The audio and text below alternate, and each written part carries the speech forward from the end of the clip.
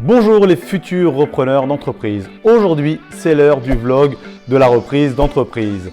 On va aller faire l'offre d'une entreprise qui fait plus de 50 millions d'euros de chiffre d'affaires. Je t'invite, si ce n'est pas encore fait, à voir la première vidéo sur ce sujet juste en dessous et à nous rejoindre juste après. Alors, je repose le décor rapidement. Donc là, on va aller voir une entreprise que j'ai déjà auditée. Ça va être le troisième rendez-vous, donc le jour de l'offre que je vais faire. Donc pour rappel, je ne peux pas vous donner des chiffres exacts parce que je suis soumis quand même à la confidentialité. Mais on est entre plus de 50 millions d'euros de chiffre d'affaires. La boîte se vend entre 15 et 25 millions d'euros. C'est le prix de la vente, en tout cas que le cédant souhaite. Ce n'est pas le prix que je vais offrir. Mais si tu veux connaître plus de détails, je t'invite à me rejoindre. On va aller sur la route, là on va aller jusque là-bas et je vais t'expliquer plus en détail. Mais si tu ne l'as pas encore fait, rejoins-nous dans le groupe privé. C'est la seule communauté en France sur la reprise d'entreprise. Juste en dessous, vous cliquez et vous nous rejoignez. Allez!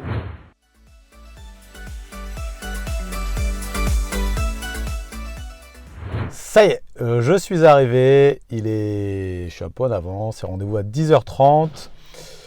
Alors là, c'est le troisième rendez-vous. Premier rendez-vous téléphonique. D'accord, on a passé un peu de temps à apprendre à se connaître, tout ça et tout. Deuxième rendez-vous qui était dans la première vidéo où j'ai appris à le voir, à le connaître physiquement et à comprendre vraiment et à voir son entreprise, comment elle fonctionne de l'intérieur, sans faire d'offre. Et là, c'est le troisième rendez-vous où je vais faire ma première offre. Et ensuite, il y aura le quatrième rendez-vous qui, lui, est là pour faire le bras de fer parce que certainement, c'est soit il va me dire qu'il n'est pas du tout intéressé à mon offre, que je vais vous donner juste après, soit il doit y réfléchir et il va me faire une contre-offre. Et là, ensuite, le quatrième rendez-vous, ce sera pour le bras de fer. Bon, il y aura peut-être un cinquième et ainsi de suite de rendez-vous, mais voilà, l'ordre, c'est à peu près ça. Donc alors, je reprends pour mon offre. Donc, je ne peux pas vous donner des chiffres exacts à cause de la confidentialité du sujet. Mais donc là, lui, il voulait entre 15 millions et 25 millions d'euros. Donc, pour son entreprise qui fait plus de 50 millions d'euros de chiffre d'affaires. Et moi, aujourd'hui, je vais lui proposer entre 5 millions et 15 millions. Je ne peux pas vous donner de chiffres exacts. Par contre, je vais le décomposer de la manière suivante. 10% d'apport dès le début. Alors, je vous rassure, je n'ai pas ces 10% d'apport.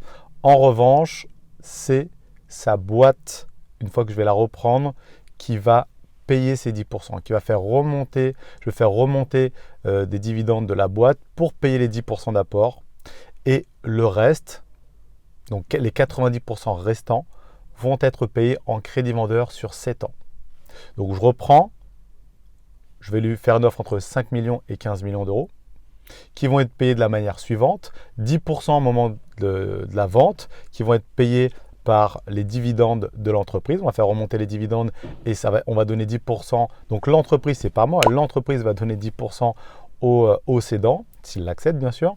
Et de là ensuite, les 90% restants, ça va être échelonné sur 7 années, comme un crédit bancaire, mais ça va être en crédit vendeur, sur 7 ans, donc tous les mois, les 90% restants. Ça lui fera une rente, entre guillemets, sur cette année.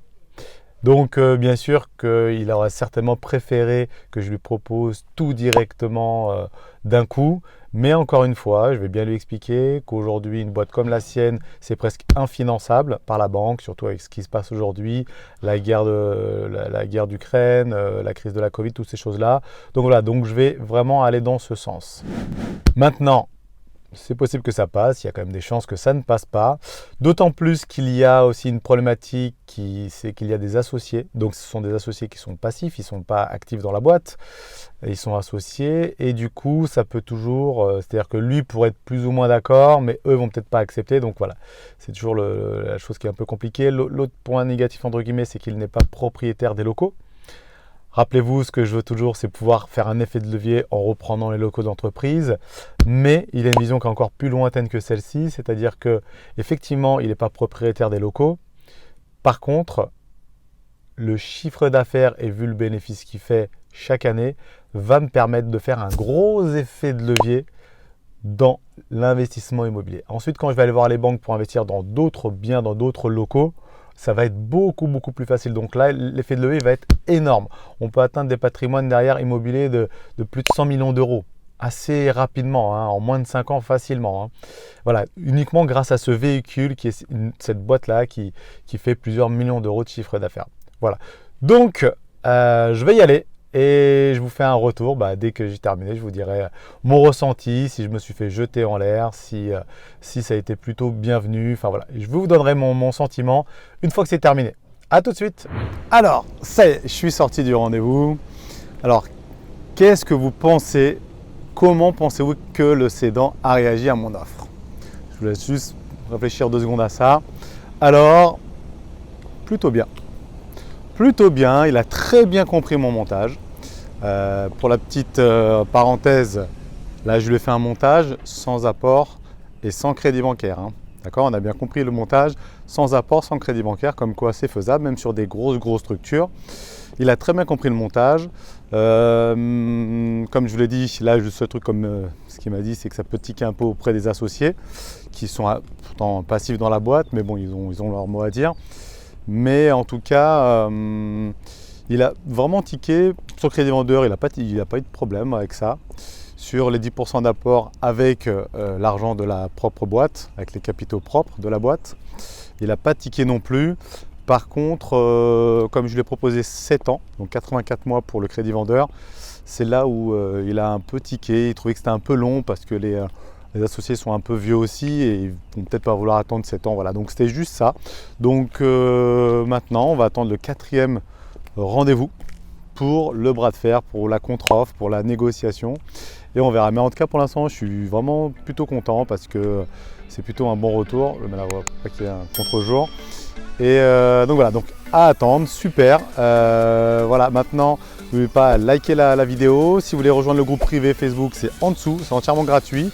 Si vous voulez aller encore plus vite que ça, vous pouvez en plus télécharger une formation entièrement gratuite juste en dessous. Ça va vous permettre de vraiment commencer à mettre le pied dans la porte et commencer à rentrer dans la reprise d'entreprise et ensuite faire de l'effet de levier dans l'immobilier comme voilà, ma stratégie est toujours la même, reprendre une entreprise pour faire des effets de levier dans l'immobilier.